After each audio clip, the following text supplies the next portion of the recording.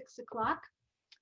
And currently there is no public participation. So we will look at the minutes for March 9th. If anyone has any corrections or comments, now is the time. If not, None we'll for motion to accept. That's Rita's Second. cue. Nope, second, fine. Get out of here. All right, John. Second. All right, all in favor? Aye. Okay, Carol, your report. Okay. Which Learn we've how got time to look at. to short. Yeah. So first things first, the transfer of Greenfield Commons. Happy to report. Thanks obviously to Peggy's help, as well as our good friends at Millennium. We were able to take control officially of the asset as of April 1st. So that puts us now 13 days into managing the asset. And I have to say, I think, once we got over the hurdle with the number of board of directors and FHC stepping into the shoes of, Greenfield Commons, once we got over that hurdle, things seem to move a lot quicker. And so, the first order of business was I went down and took the rent statements and knocked on doors and introduced myself.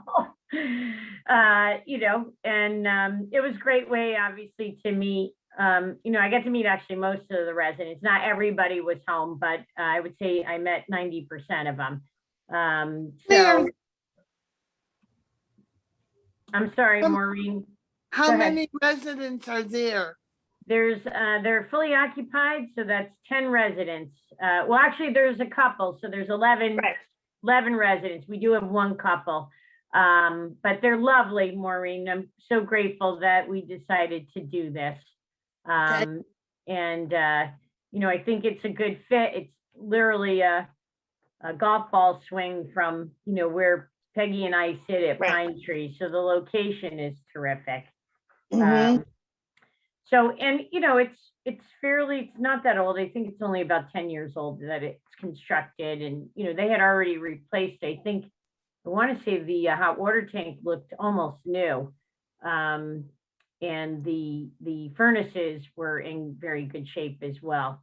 So I feel kind of good. There's probably, first order of business would be to improve some of the site lighting, hallway lighting, and certainly install some surveillance equipment, which would go a long way, obviously, in providing safety and security to the the 1062 and over that live there. It's a great location. I mean, you don't need a car. I mean, you can just walk. You have everything at your if you can walk, you have everything at your fingertips. So I'm sure they were sad, Carol, when Kohl's closed down. So I'm sure they could get that too. everything. Yeah, they were within walking distance of whatever they needed. Absolutely. And other than that, flooring now. Pardon? They can buy flooring now. Right. Flooring place. And we submitted obviously our refi for trefoil, and so we're just really waiting on HUD, which I suspect hasn't had an opportunity yet to look at it, but we're hoping to be closed by September of this year, which would be great.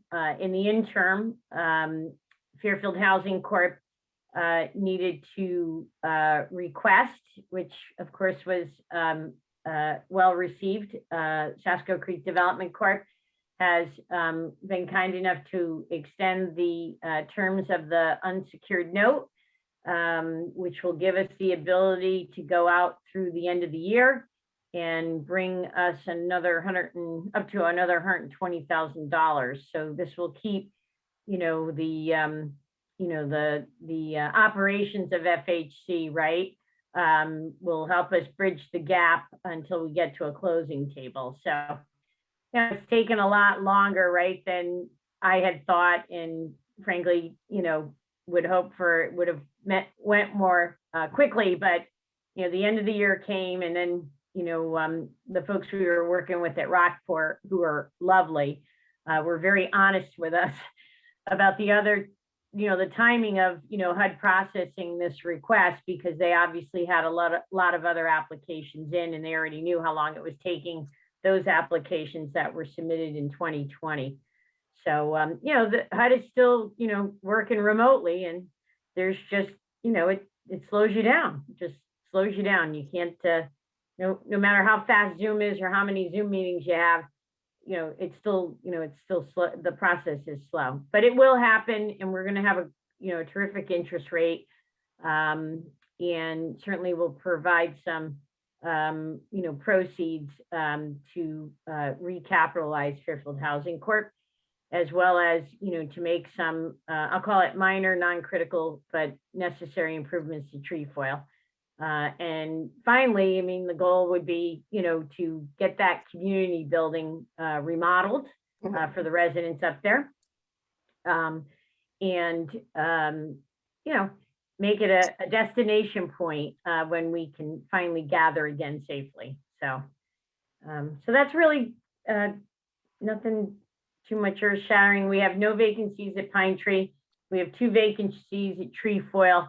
And I know at least one of them will be leased up by the end of April. So, hopefully on our next meeting in May, I'll be able to report to you that we have 0 vacancies, which is obviously where we like to be. Thank you.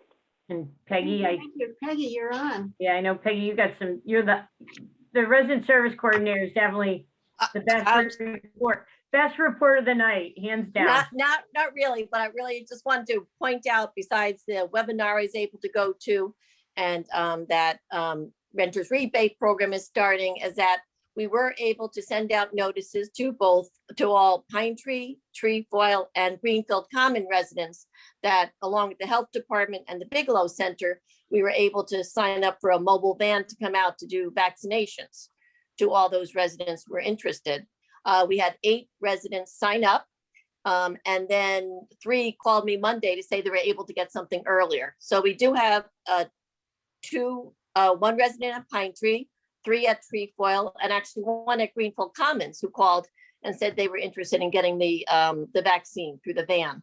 Now, the only caveat right now is that they were giving out the Johnson & Johnson, which Right. is now on hold. So I did do a little research today, and hopefully the pause, they think, may be just 6 days or so. And they may, if they find out there is a correlation between the vaccine and the issues, they may be able to do guidelines about who can get it. So I'm hopeful and sure that the health department will figure out how to get a vaccine out, to these residents that were interested. The other good news was that many of the residents said, "Oh, we already got it." So I was really happy that they were taking that initiative, and even some that I thought, how will they ever get out, managed to get rides to get the vaccine. So out of all our residents, everyone seems to be on board to get the vaccine, have made efforts to get a vaccine. And this van will be able to give those who weren't able to get out the vaccine with the health department's help and the Bigelow Center. Peggy, this is Rita. To your knowledge, have any residents received the J&J vaccine? Yes, And they have they have. had it? Yeah. And they haven't had any issues. No, they have not had any issues. Right now, Okay. from what I could tell, the issues were 6 reports out of 6.8 million, which is really statistically Right. amazing. Yeah. But it was for women, all of them were women between 18 and 44. Right. So, 40 they may, Yeah. There are 50 to and lower. right. But I do know several that have come to me and said they got the J&J, and luckily no one had any kind of issues.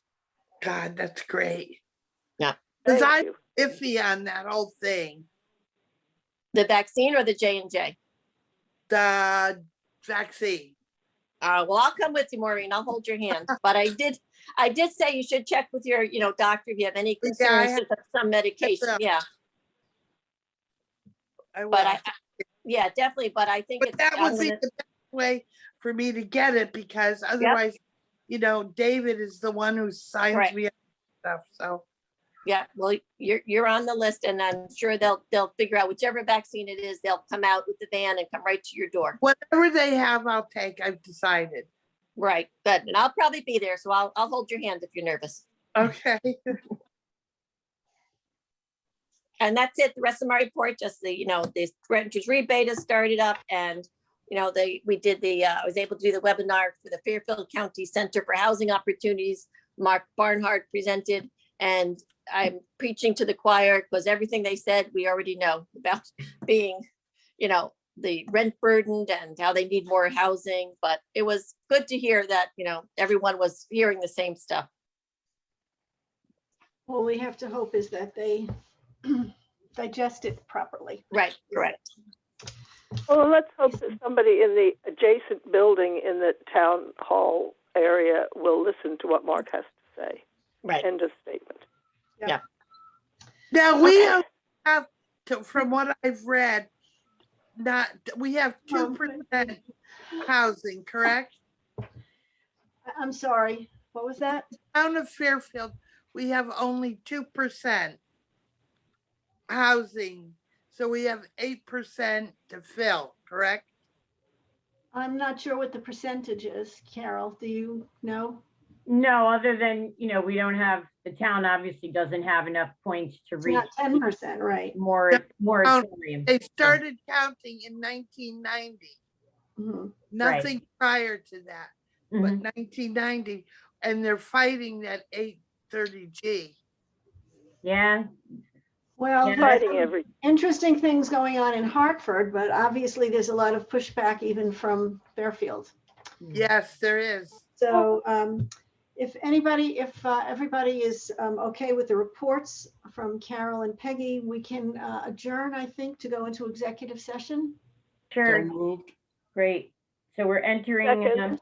Well, yep, okay. at 6:12 PM. Okay, we are officially back into regular session at 6:32 PM. Okay. And if nobody has anything else they'd like to add to the meeting, just know that our next meeting, I believe, is May 11th. And I'll have a motion to adjourn. So moved. so moved. Second, all in favor.